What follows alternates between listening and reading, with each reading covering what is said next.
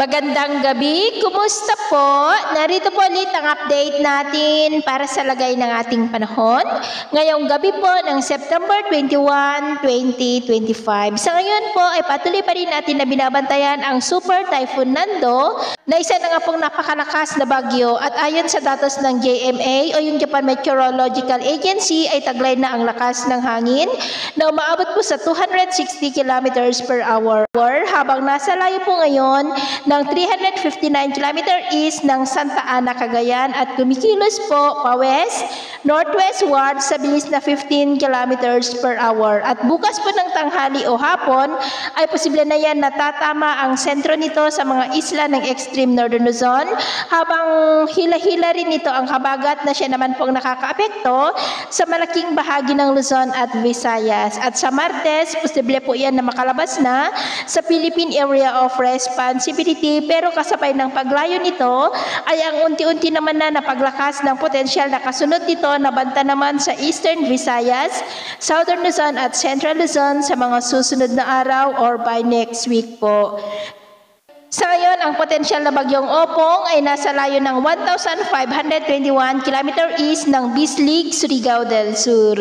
Sa ngayon po, dahil kay bagyong Nando ay nakataas na ang Tropical Cyclone Wind Signal number 3 sa southern portion ng Batanes, sa may Mahataw, Uyugan, Basco, Ivana, Sabtang, maging sa may Babuyan Islands and the northeastern portion ng mainland Cagayan sa may Santa Ana. Signal number 2 naman sa nalalabing bahagi pa ng Batanes, the rest of mainland Cagayan, the northern and eastern portions ng Isabela sa may San Mariano, Ilagan City, Tumawini, Cabagan, Palanan, Divilacan, Maconacon, San Pablo, Santa Maria, Santo Tomas, Delfin Albano, Quezon, Quirino, Malig, Rojas, Gamu, maging sa may Apayao, Abra, Kalinga, the eastern portion ng Mountain Province, sa may Paracelis, ganon din sa may Ilocos Norte and the northern portion ng Ilocos Sur, sa may Cabugao, Sinait, San Juan, Magsingal, Santo Domingo, Bantay, San Ildefonso, San Vicente, Santa Catalina, City of Vigan, Kawayan, Santa, Nagbukel, Narvacan at Santa Maria.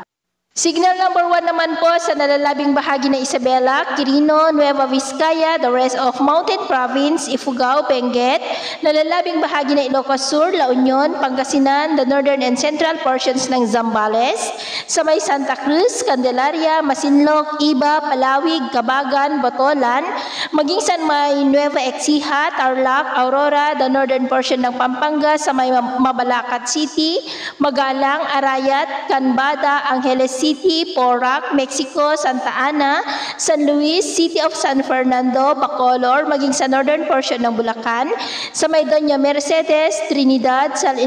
Ildefonso, San Miguel, San Rafael, at ganoon din po sa northern portion ng Quezon, sa may General Nakar, kasama na po ang Polillo Islands. Sa mga susunod na oras, posible rin na unti-unti na naitaas ang wind signal number 4 na posibleng aabot hanggang sa signal number 5 bukas po sa lalo pa na paglapit ng bagyo sa kalupaan. At sa nalalabing bahagi ng ating bansa dahil naman sa habagat at trough ng bagyo ay cloudy skies with isolated rains sa ilan pang bahagi ng Central Luzon, Southern Luzon at ilang bahagi ng Visayas at Mindanao. Kaya mag-ingat po tayo sa posibleng mga banta pa rin ng mapagbaha at pagguho ng lupa. At sa atin naman pong mga baybayin dahil sa bagyo ay iwasan na muna natin ang papalaot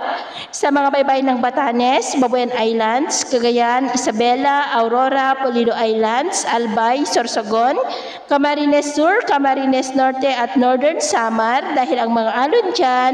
ay posible po na aabot hanggang sa 2.5 to 4.5 meters height. Kaya hanggat maaari po ay iwasan na muna natin ang papalaot dyan sa mga may kulay pula para mas makaiwas sa mga sakunang pangkaragatan. So ito muna ang latest update natin sa araw na ito. At ako pamuli si James na nagsasabing sa kahit anong pagsubok po na darating sa ating buhay, huwag na huwag po tayong mawawalan na ang pag-asa. Thank you and God bless!